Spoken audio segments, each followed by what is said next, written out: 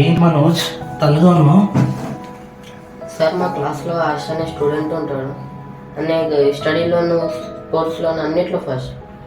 అందరు ఆయననే మెచ్చుకుంటారు. నేను అలా ఉందాం అనుకుంటా కానీ అవ్వలేను. ఈ లైఫ్ ఎవరిది? నాది కదా. మరి నీ లైఫ్లో నీలా ఉండకుండా ఇంకెవరోలా ఉందాం అనుకుంటావు ఎందుకు? అదేంటి సార్, మీరే కదా ఒకరి ఇన్స్పిరేషన్ తీసుకోమంటారు.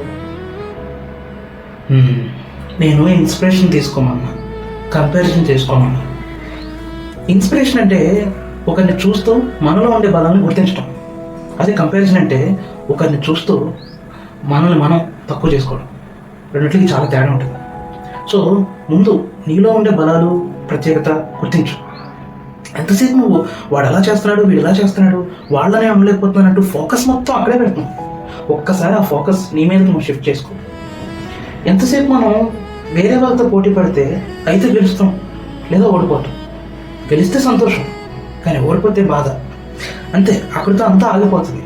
కానీ ఎప్పుడైతే నీతో నువ్వు పోటీ పడతావో ఇక నీ ప్రయాణం ఎప్పటికీ ఆగదు. నాతో నేను పోటీ పడడం అంటే? నీతో నువ్వు పోటీ పడ్డం అంటే నిన్నటి కంటే ఈ రోజు నువ్వు కొత్తగా ఏం నేర్చుకున్నావు, ఇంకెంత బెటర్ అయ్యావని. అంటే రోజు ఒక కొత్త స్కిల్ నేర్చుకోవడం, ఒక పాత భయాన్ని వదిలేయటం, లేదా ఒక చెడు అలవాటుని దాటడం. ఇది నీతో నువ్వు పోటీ పడడం అంటే. మనోజ్, మనం ఇక్కడికి గెలవడానికో పోటీ పడడానికో రాలా, జీవించడానికి వచ్చాం. మనస్ఫూర్తిగా జీవించడానికి వచ్చాం, మనలా జీవించడానికి వచ్చాం. సో లైఫ్ని కంప్లీట్గా జీవించడమే అసలైన సక్సెస్. సింపుల్గా చెప్పాలంటే మనం ఎవరోలా ఉండడానికి జీవించకూడదు, మనం ఎవరో తెలుసుకోవడానికి జీవించాలి. అర్థమైందా? ఓ, అంటే don't compete, leave a complete life, అంతే కదా సార్? That's my boy.